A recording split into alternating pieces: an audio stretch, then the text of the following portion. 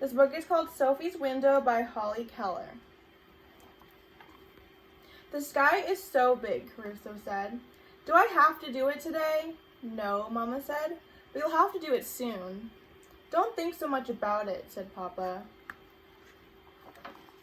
But Crusoe couldn't stop thinking about flying. What if he got lost in a cloud? What if he got tired and fell? Splat! Maybe tomorrow, said Mama. Maybe tomorrow, said Papa. Maybe tomorrow, said Crusoe. That night there were no stars in the sky. The wind whipped around the rooftops and whistled between the buildings. It woke Crusoe. He hopped down from the shed. Suddenly a big gust howled across the roof and curled around him. Help, Crusoe shouted, but nobody could hear him. Help, help, help. Crusoe went up and up and up. Then whoosh, he went down, down, down. When he landed, he didn't know where he was. In the morning, big black eyes were looking at him. Hello, the dog said. I'm Sophie. Crusoe thought Sophie looked friendly, but he couldn't be sure. I'm Crusoe, he said in a very soft voice. Make yourself comfortable, said Sophie. It's a very nice day. Thank you, said Crusoe, but I want to go home. He pointed to a yellow building with a small shed on its top. There it is, he said. That's where I live.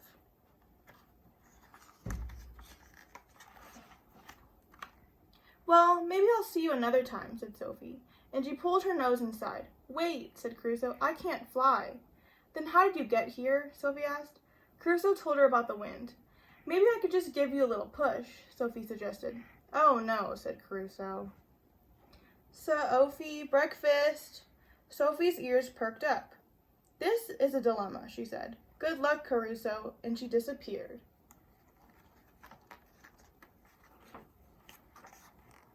I see you're still here, said Sophie. When she finally came back, she gave Crusoe a piece of toast. We'll have to think of something to do with you, she said, because you certainly can't stay. Crusoe sighed. I suppose I can take you home, said Sophie. How will you find it? Crusoe asked.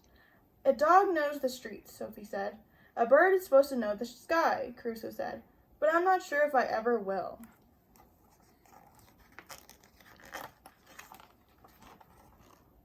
Sophie thought for a minute. Of course you will, she said, but in the meantime, follow me. Crusoe hopped down the steps, one at a time. He tried to keep up, but he was much slower than Sophie.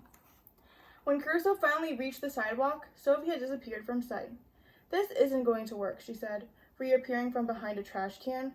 We'll never get home at this rate.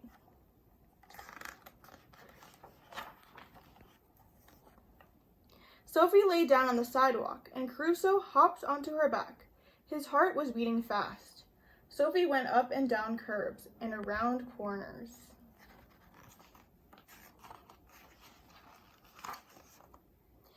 She went into a building and through a gate which was quickly closed behind them. Crusoe heard a clink and a screech. He felt his stomach lurch. Then the gate opened again. Sophie bumped Crusoe off her back and gave him a push. Last stop, she said. In a minute, Crusoe was surrounded by Mama and Papa. He tried to explain what had happened. When he got to the part about Sophie, he turned to find her, but Sophie was gone. Days and nights went by. Crusoe couldn't stop thinking about Sophie. What if he never saw her again?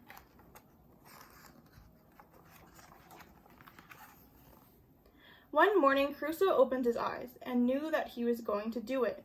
He climbed up onto the top of the shed, stood on the tips of his feet, and flapped his wings. Nothing happened. He flapped harder, then harder and faster, and harder, and he was flying.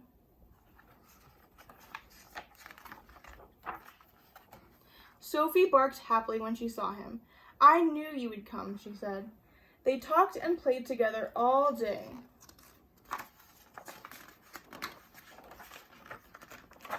Will you come back tomorrow? Sophie asked when it was time for Crusoe to go home.